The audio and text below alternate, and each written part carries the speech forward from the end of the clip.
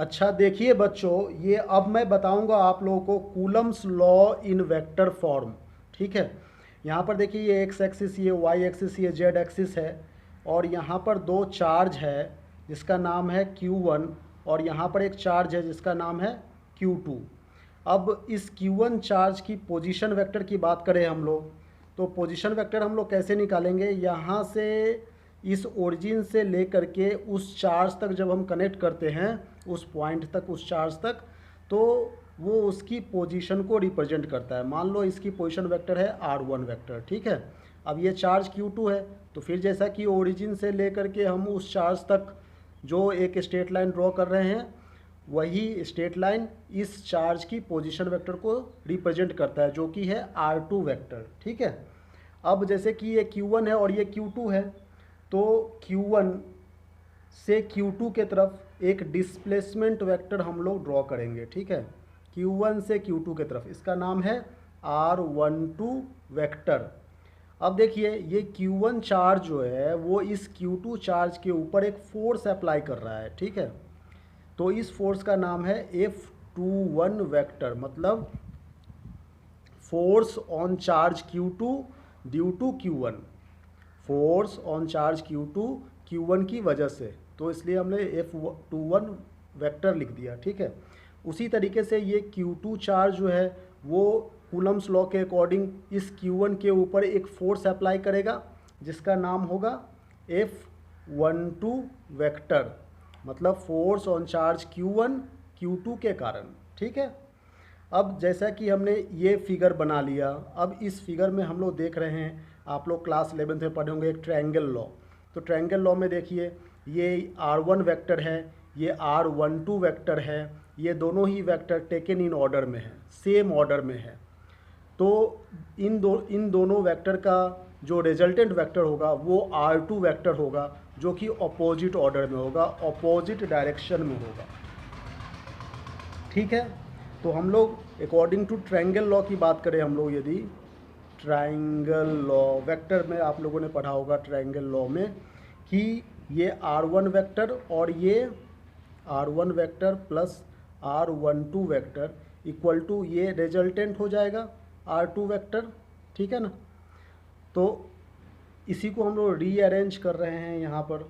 तो ये R12 vector equal to हम लोग लिख सकते हैं R2 vector minus R1 vector.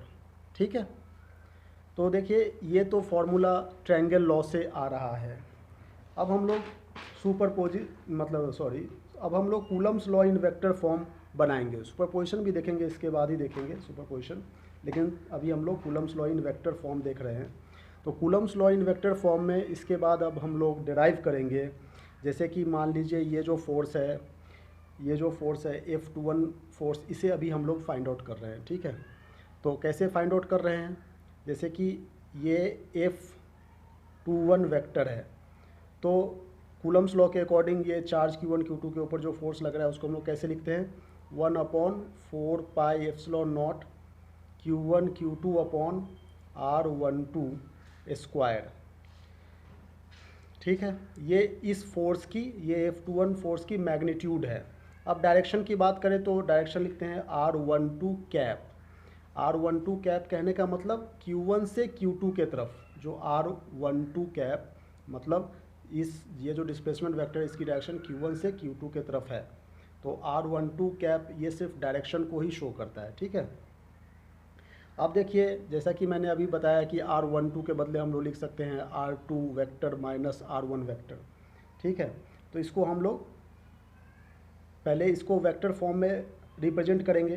तो देखो जैसे कि अभी तक हमने जो ये फॉर्मूला लिखा है, इसमें यदि हम लोग R12 एक बार मल्टीप्लाई कर रहे हैं और एक बार डिवाइड कर रहे हैं तो कोई दिक्कत नहीं होनी चाहिए, ऐसा कर सकते हैं। ठीक है। तो नेक्स्ट लाइन में हम लोग क्या लिख सकते हैं? 1/4πε0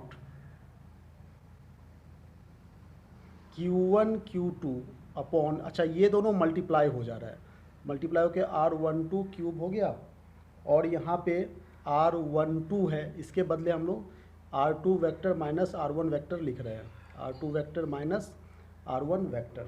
इसे हमने वेक्टर फॉर्म में लिखा ट्रायंगल लॉ के अकॉर्डिंग। ठीक है। ये कुछ समझ में आ रही है आप लोगों को? R12 vector equal to R2 vector minus R1 vector होता है ट्रायंगल लॉ से, ट्रायंगल लॉ, इसलिए हमने इसके बदले में इसको लिख दिया। ठीक है, अब जब हमने इसे लिख दिया तो इसके बाद हम लोग देख सकते हैं कि इसी को वेक्टर फॉर्म में रिप्रेजेंट कर सकते हैं। ठीक है, वेक्टर फॉर्म में कैसे रिप्रेजेंट करेंगे, यहाँ पर ये R12 है, इसके बदले भी R2 vector minus R1 vector लिखेंगे। तो नेक्स्ट लाइन में हो जाएगा 1/4πε0 Q1 Q2 अपॉन, अब देखो ये चूँकि मैग्नीट्यूड है इसलिए हम लोग इसे मॉडुलस के फॉर्म में लिखेंगे। ये देखो मॉडुलस, मॉडुलस कहने का मतलब क्या होता है, मैग्नीट्यूड होता है। R2 vector minus R1 vector modulus of Q। ठीक है, और जैसा ये वेक्टर था already R2 vector minus R1 vector जैसा है वैसा हमने लिख दिया। ठीक है, तो इसी को ही हम लोग कहते हैं F12 वेक्टर। अब इसी को ही हम लोग कहते हैं Coulomb's law in vector form. ठीक है, ये एक्सप्रेशन है Coulomb's law in vector form का।